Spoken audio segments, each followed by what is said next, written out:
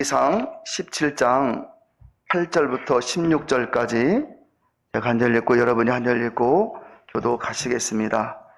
구약의 열왕기상 17장 8절부터 16절까지 제가 한 절 읽고 여러분이 한 절 읽고 교독하시겠습니다.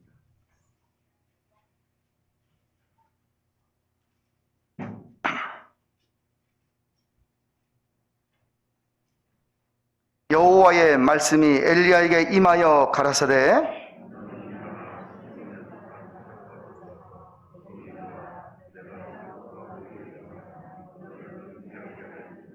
저가 일어나 사르밧으로 가서 성문에 이를 때 한 과부가 그곳에서 나뭇가지를 줍는지라. 이에 불러 가로되 청컨대 그릇에 물을 조금 가져다가 나로 마시게 하라.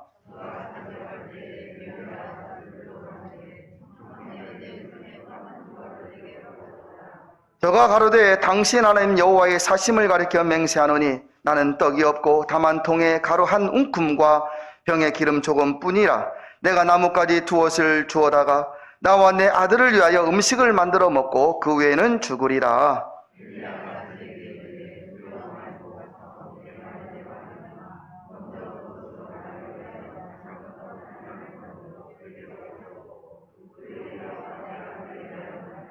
이스라엘 하나님 여호와의 말씀이 나 여호와가 비를 지면에 내리는 날까지 그 통에 가루는 다하지 아니하고 그 병의 기름은 없어지지 아니하리라 하셨느니라.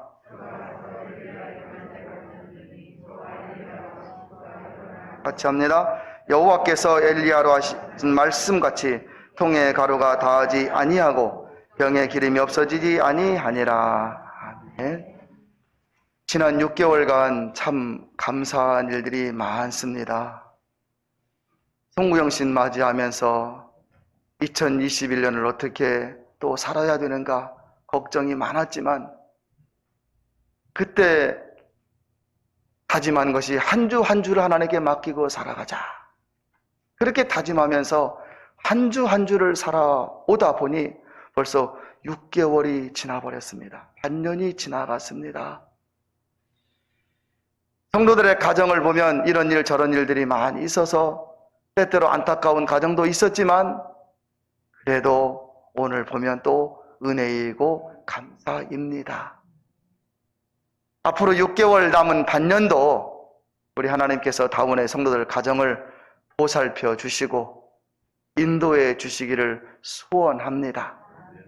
다운의 성도들의 믿음이 연단마다 더욱더 깊어지고 영적인 통찰력과 깨달음이 있어서 정말 하나님께서 어떤 분이신지를 알고 믿고 신뢰하면서 인생을 나머지 반년의 인생을 살아갈 수 있기를 부탁드립니다. 이스라엘 백성들은 430년간 애굽에서 식민지 생활을 했습니다. 우리는 일본에 36년, 겨우 36년입니다. 그런데 430년을 이스라엘 백성은 애굽에서 식민지 생활을 했습니다. 나의 할아버지가 노예이고 나의 아버지가 노예입니다. 나는 자동으로 노예네요. 내가 사랑하는 사람을 만나 결혼을 했는데 내 자녀는 뭐예요? 그러면 자동으로 노예입니다. 여러분 손주들 태어나면 또 어떻게 됩니까? 자동으로 노예입니다.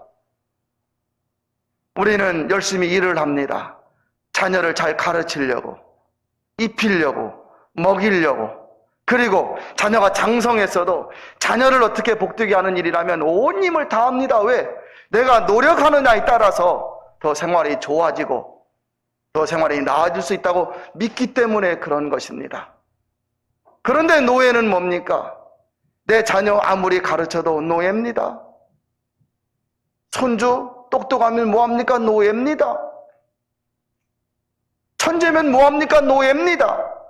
이스라엘 백성은 그렇게 430년을 살아왔습니다. 그러다가 하나님의 은혜로 해방을 맞이하게 되었습니다. 얼마나 기쁘던가요. 우리가 36년간 일본 지하에서 살았어도 해방이 될 때는 어떻게 했다고 그래요? 대한 독립 만세 하면서 막 길거리로 뛰어나와 좋아했다 그러잖아요. 독립되면 뭐 쌀이 나옵니까? 금덩어리가 떨어졌습니까? 그렇지 않아도 자유를 얻었다는 게 얼마나 감사한 일이고 소중한 일인지.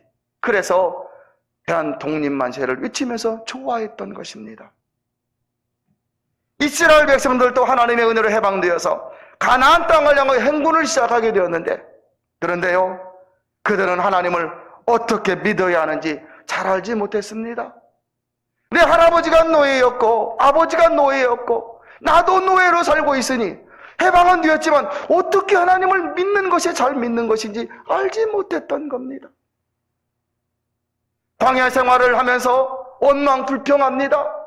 일만 생기면 원망하고, 몸만 없으면 불평하고, 조금만 더우면, 조금만 부족하면 애굽에서 살 때가 좋았다고. 뭐 애굽에 살 때가 좋아요? 노예 생활이 뭐가 좋습니까? 광야에서 40년을 지내는데 하나님께서는 그들을 정말 사랑하셔서, 광야가 무엇입니까? 사막이잖아요. 여기 사막에서 혹시 지내보신 분들 아무도 없습니다. 사막은 낮에는 덥고 밤에는 추운 곳이 사막입니다.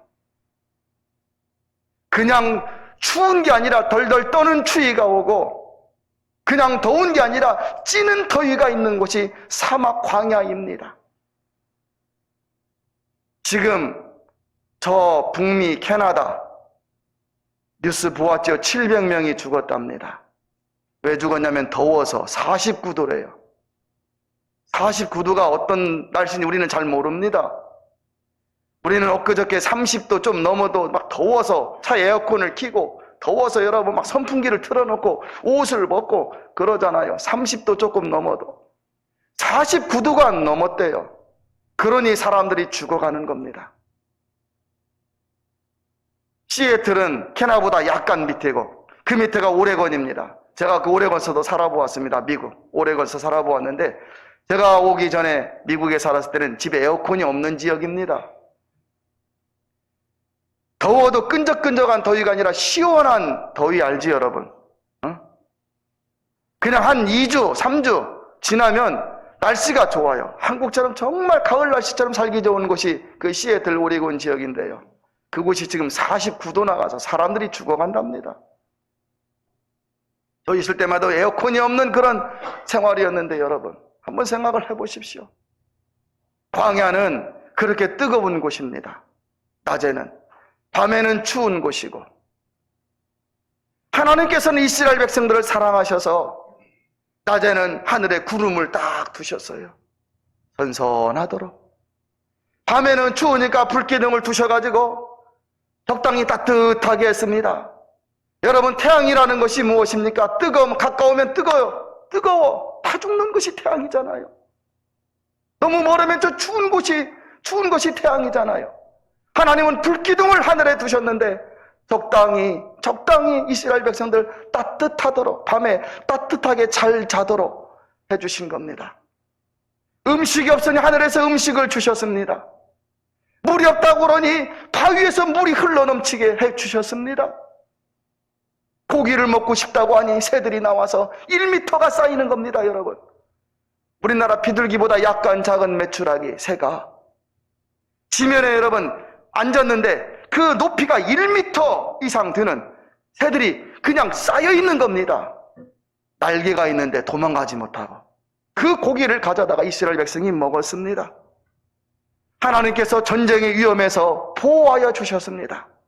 이런 광야 생활을 통해서 이스라엘 백성들은 인생의 생사화복이 누구에게 달렸어요? 하나님에게 달려있음을 깨닫게 된 것입니다.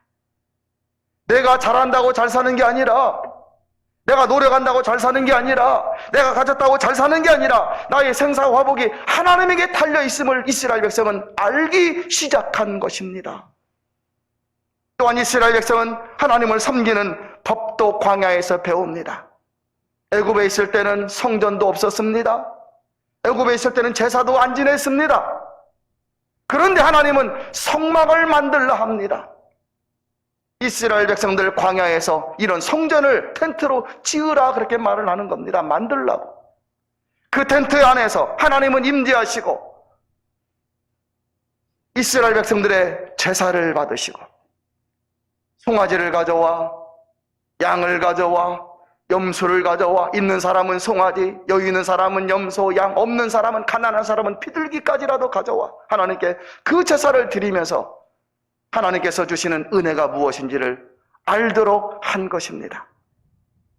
하나님은 이렇게 이스라엘 백성들이 광야에서 살다가 가나안 땅에 들어간 후 행할 일을 많이 가르쳐 주셨습니다. 그 중에 하나가 출애굽기 23장 16절에 나오는 말씀입니다. 현수막 한번 보실래요? 현수막에 있는 말씀입니다.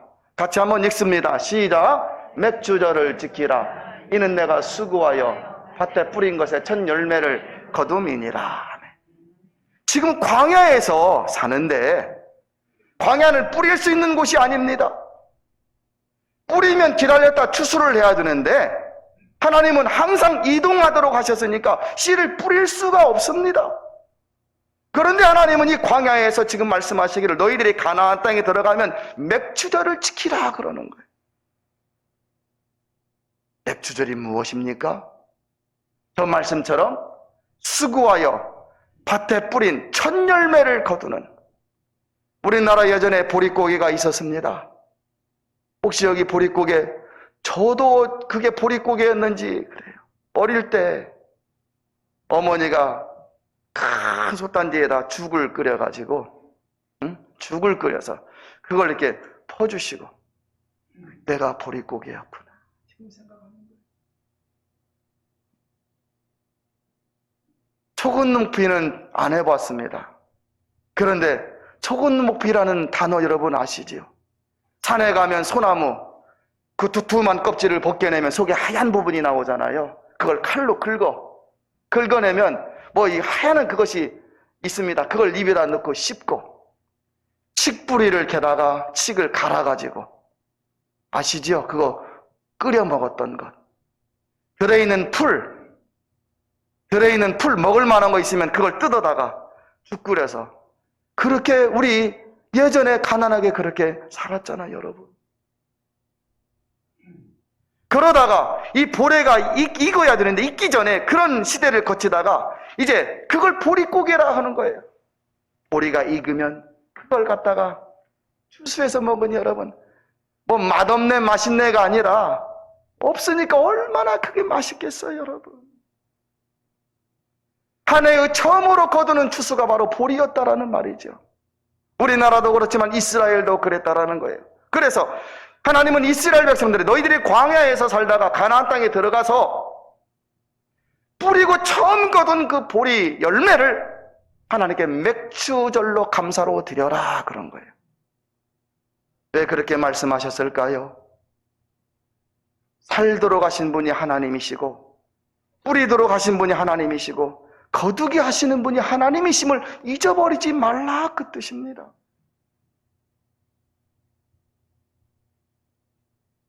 오늘 성경 보십시오. 구약의 위대한 사람 엘리야 때의 일이잖아요. 하나님은 누구든지 믿는 사람의 헌신과 정성과 정성을 기쁘게 받으시는 하나님.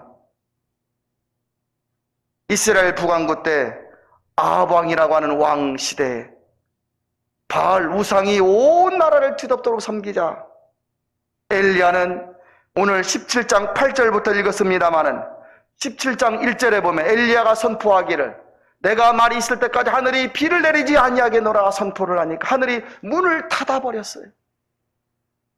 가뭄과 기근이 시작된 것입니다. 여러분, 우리나라는 그래도 가뭄이 있어도 비가 또 오대요, 늦게라도. 그런데 1년 동안 비가 안 온다면 우리 얼마나 살기 힘들까요? 2년은 어떻습니까? 3년은 어때? 농사 못 짓습니다. 이렇게 가뭄이 시작되자, 기근이 시작되자, 하늘이 문을 닫아버리자 모든 시내와 강이 말라버렸고 사람들도 기근으로 죽어가기 시작합니다. 정말 비참한 죽음이 굶어 죽는 것일 것 같아요. 먹을 것이 없어서. 이후 하나님은 엘리야로 사르밧 땅으로 가라고 하셨습니다. 엘리야가 사르밧에 도착하자 한 여인이 나뭇가지를 줍는데, 그런데 엘리야가 그 여인에게 말하기를 나로 물을 좀 먹게 하라 그러는 거예요. 이 여인 사정도 모르고 엘리야는 지금 이 여인이 어떤 사정인지 모르고서 물 갖다 달라 그러는 겁니다. 그런데 이 여인을 보십시오. 조금 이따 말씀드리지만 얼마나 참혹한 상황인데, 그런데 그 물을 가져다 드리려고 가는 겁니다. 여인이 물을 가지러 가려고 하자 엘리야가 또 한 번 더 말합니다. 나로 떡 한 자국을 가져와 먹게 하라 그러는 거예요. 이때 여인은 엘리야에게 말하기를 나는 떡이 없고 다만 통에 한 움큼의 가루와 기름 조금뿐입니다. 내가 나뭇가지를 줍는 것은 그것으로 불을 피워 음식을 만들어 나와 아들이 먹고 죽으려는 것입니다 라고 말을 하는 거예요. 나무가지를 주운 것은 그것으로 불을 피워서 밀가루를 먹을 수 없으니까 주물주물 반죽해서 기름 조금 있는 것으로 둘러서 그걸로 무엇인가 부침이 비슷하게 만들어 먹고, 누구와? 나와 아들이 있는데 먹고 죽으려고 했다라는 거예요. 그 말을 들은 엘리야는 이 여인에게 이렇게 말을 합니다. 두려워 말고 먼저 그것으로 나를 위하여 작은 떡 하나를 만들어 내게로 가져오고 그 후에 너와 아들을 위하여 만들라. 붕어밖에 없는데 뭘 그 위에 만들라는 말이 지금 이해가 되십니까? 한 움큼밖에 없는데 그것으로 나를 위하여 만들어 가져오고 그 후에 너와 아들을 위하여 만들어 먹으라 지금 말을 하는 것이 여러분 이해가 되십니까? 그러면서 이렇게 말하면 이스라엘 하나님 말씀이 나 여호와가 비를 치면 내리는 날까지 너의 통에 가루가 없어지지 아니하고 그 병의 기름은 떨어지지 아니하리라 하셨느니라 이 말을 합니다. 여러분 같으면 이런 상황에 어찌했을 것 같습니까? 정말이에요.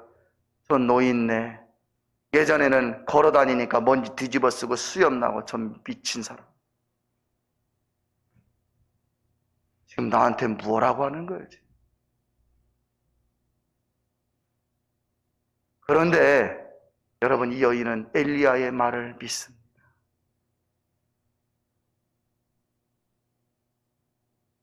여러분 하나님의 말씀을 얼마만큼 믿고 어떻게 믿고 살아가고 계십니까?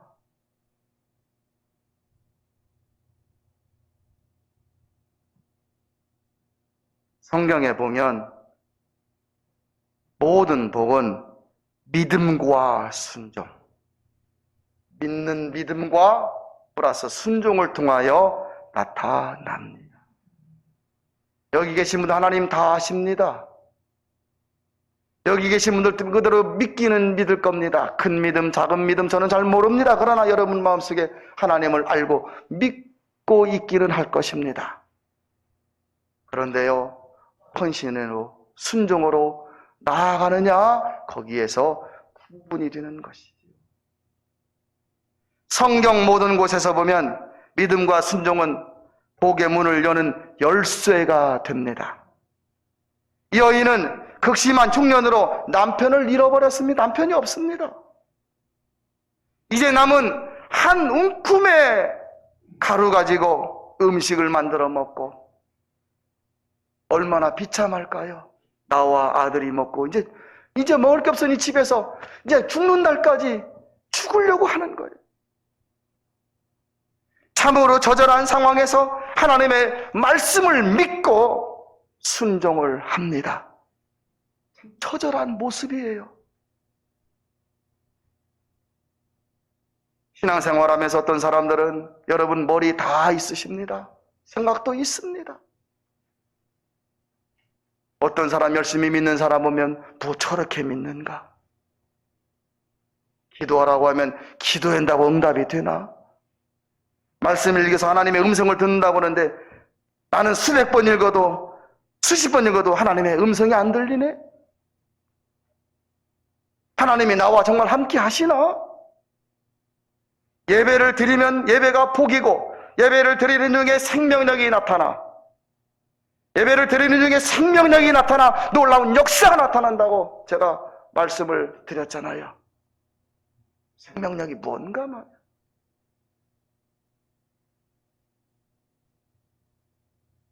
이 여인은 생전 처음 만난 엘리야, 그 엘리야가 하는 말을 하나님의 음성으로 듣고 믿고 순종합니다.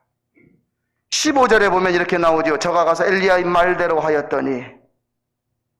어떻게 이럴 수가 있을까? 그러니 기적을 경험하는 거예요. 그러니 은혜를 경험하는 겁니다.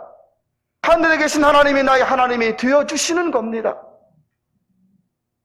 이 여인 하나님의 말씀에 모든 것을 한번 걸었습니다. 이래도 죽고 저래도 죽는데 하나님의 말씀에 걸고 한번 살아보자, 그렇게 했던 것입니다. 그랬더니 16절에 동의 가루가 다하지 아니하고 병에 기름이 없어지지 아니하는 놀라운 은혜와 기적의 주인공이 되었습니다. 온 시돈 땅에 기근으로 사람들이 죽어갑니다. 어제는 옆집에서 통곡 소리가 나고 다음에는 뒷집에서 통곡 소리가 납니다.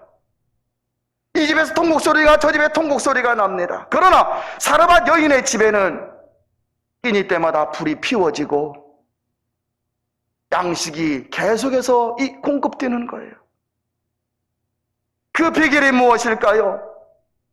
한 번의 믿음과 순종에 있었던 거예요. 사르밧 여인이 계속해서 작정기도 하고 살았다. 사르밧 여인이 무슨 하나님께 큰 헌신을 하고 그런 거 아무것도 안 나오잖아요, 여러분. 그러나 그 마지막 절체절명의 순간 하나님의 말씀을 붙잡고 나아갔던 그 믿음과 순종에 놀라운 기적의 역사가 일어나게 된 것이지요. 하나님은 오늘날도 하나님을 믿고 순종하는 사람에게 은혜를 주시고 평안케 하시고 감사케 하시는 하나님이심을 믿습니다. 여러분, 하나님은 능력의 하나님이십니다. 그 하나님을 수천 번 들어도 하나님의 능력을 경험하며 실제로 은혜의 인생을 사는 사람들은 많지가 않습니다. 하나님은 기적의 하나님이라고 하고 하나님은 치유의 하나님이라고 저는 수없이 여러분에게 말씀합니다. 그 하나님을 수천 번 들어도 하나님의 기적을 체험하고 실제로 치유를 경험하며 사는 사람은 많지가 않습니다. 하나님의 심판으로 3년 6개월 가뭄에서 많은 사람들이 힘들고 죽어나가는 상황이지만 사렙다 여인의 가정에는 하나님의 기적과 은혜가 넘치는 매일매일이 이어졌습니다. 사렙다 여인이 기적을 누리게 된 비결은 오직 하나님의 말씀을 믿고 순종하여 정성을 들인 것입니다. 저는 다문의 성도들 중에도 정성으로 살아가는 성도들, 정성을 들이는 성도들이 많아서 하나님의 은혜를 많이 경험하게 되기를 진심으로 소원합니다. 성경을 보십시오. 이 성경책도 믿음 없이 읽으면 이야기책에 불과합니다. 이스라엘. 이야기책을 읽어서는 운명이 달라지지 않습니다. 문제가 해결되지도 않습니다. 이야기책을 읽어서는 하나님의 말씀을 읽어야 역사가 이루어지는 것입니다. 한 번도 만난 적이 없는 나그네 엘리야에게 가난한 과부가 은혜를 베풀 여력이 무엇이 있겠습니까? 한 움큼밖에 없는데 뭘 나누고 베풀고 할 것이 없잖아, 여러분. 그런데도 이 여인은 그 말씀을 믿고 순종하며 정성을 들였더니 기적의 인생이 되었습니다. 여러분, 드린다는 의미가 무엇일까요? 자, 정말 오늘 맥주감사 주일날 고민 한번 해보십시오. 드린다는 의미가 무엇일까요? 어떤 드림이 정말 소중한 드림일까요? 누가 여러분에게 선물을 하는데, 예를 들어서 그냥 지나가는 길거리에 있는 거 아무거나 사다가 여기 선물이야 하고 주면 여러분 기분이 좋으십니까? 어떤 선물이 여러분, 어떤 정성이 드림이 정말 소중한 드림일까요? 지금은 우리가 점심을 먹지 않습니다마는 예전에 우리가 교육관에서 점심을 먹을 때는 주일 뒤면 꼭 점심 때 오는 사람이 있어요. 지나가는 거린이에요. 거린이 와서 서 있습니다. 그러면 그에게 5만 원짜리 줄 리도 없습니다. 만 원짜리 줄 리도 없습니다. 그냥 1,000원 한 장 주면 그 사람은 인사하고 갑니다. 그건 적선입니다. 아시죠? 여러분, 하나님은 정성을 보십니다. 하나님은 가난하신 분 아니십니다. 여러분 잘 하나님을 생각하셔야 됩니다. 하나님은 가난하신 분 아니십니다. 하나님은 우리가 집 팔아 바치라고 그러는 분 아니십니다. 그렇지만 하나님은 적선은 아니 됩니다.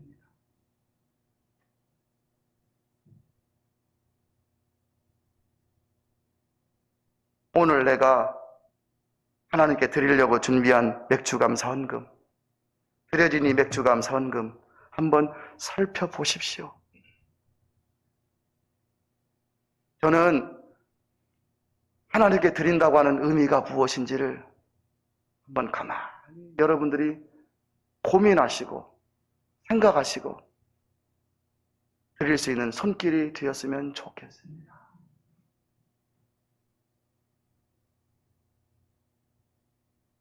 매년 맞이하는 맥주감사기에 또 추수감사기에 그냥 한번 하면 되지. 여러분 한 번을 바치더라도 여러분의 기도와 정성이 담겨 있을 때 그것이 여러분에게 복이 된다는 사실을 꼭 기억을 하십시오. 하나님은 만홀히 여김을 받지 아니하십니다. 사람이 무엇으로 심든지 그대로 거둡니다. 이 만홀이라고 하는 말은 무엇입니까? 없이 여김을 받지 아니하십니다. 거지가 왔을 때 적선하듯이 고민할 거 없습니다. 1,000원 한 장 주면 됩니다. 하나님은 그런 정성은 안 받으시는 분이십니다. 저는 우리가 하나님을 믿고 살아갈 때 물론 우리 소중한 건 많이 있지만 하나님께 선물 드린다고 할 때 한번 생각을 해보십시오. 우리나라 초창기, 기독교 초창기 때 전남 해남의 산골 마을에 가난한 여 집사님이 있었습니다. 얼마나 가난했는지 여러분 정말 눈물 나는 그런 상황이었대요. 그 집사님에게 세 자녀들이 있었는데요. 어릴 때는 엄마 따라 예배당에 가더니 조금 크더니 예배당에 안 가는 거예요. 왜?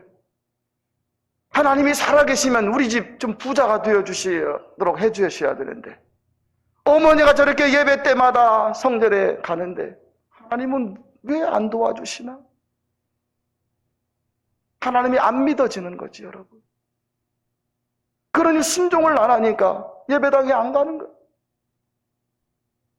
우리들도 여러분 자녀들 교회로 인도할 때 아동부 때는 따라와요. 중학교 때 그때까지도 따라옵니다. 고등학교까지도 따라옵니다. 그러나 정말 고등학교에서 많이 갈라져 버립니다. 대학교 가면 여러분 어떻게 됩니까? 거기서 예배당 안 오고 떠나버리는 자녀들이 얼마나 많다고요? 이 자녀들이 바로 이 집사님의 자녀들이 그런 상황이었어요. 그런 자녀들의 집사님은 눈물로 기도하며 살았어요. 맥주감사 주일을 맞이하여 뭘 드려야 되는데 드릴 것이 없자 동태 5마리를 준비했습니다. 헌금 내신 동태 5마리를 드리려고 산길을 지나 예배당을 가는데 산길을 지나 예배당을 향하여 가는데 누군가 집사님 뒤통수를 막 때려가지고 기절해버린 거예요. 깨어나 보니 하나는 산골이기에 누가 동태를 빼앗아간 겁니다, 여러분. 그래도 깨어나 성전에 가보니 예배는 이미 다 끝난 뒤였어요. 그래도 텅 빈 성전에 무릎을 꿇고 예전에는 이런 의자가 없었잖아요. 성전에 다 마룻바닥이잖아요. 무릎을 꿇고 눈을 감으니 마음에 감동이 오는데 이런 음성이 들리는 겁니다. 내가 너의 동태를 받았노라. 이런 음성이 들리는 거예요. 얼마나 기쁜지. 집으로 돌아오니 어머니의 막 피가 막 흘러가지고 굳어있잖아요, 이게.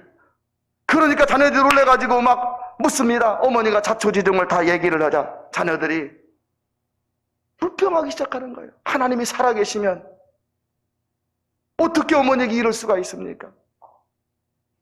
어머니가 얼마나 열심히 했는데 이런 일이 생깁니까? 막 불평을 하는 거예요. 원망을 하는 겁니다.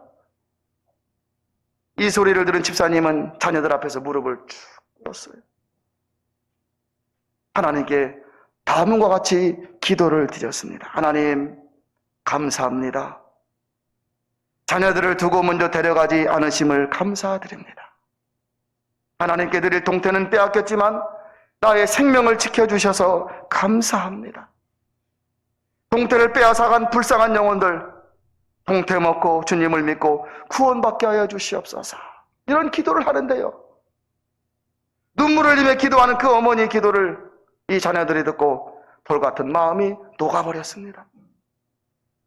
그리고 어머니를 따라 교회에 나와 하나님을 믿고 나중에 전라남도 지방에 아주 훌륭한 믿음의 일꾼들로 성장했다는 기록이 있습니다. 사랑하는 다음교회 성도 여러분, 순종의 크기가 믿음의 크기입니다.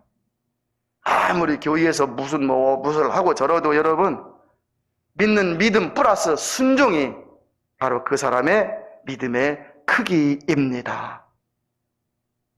오늘 우리가 다운교회 성도로서 하나님께 드린 감사 예물, 저는 여러분, 우리 모두가 드리니 맥주감사 예물이 하나님이 기쁘시게 받으시는 예물이 될 수 있기를 소원합니다.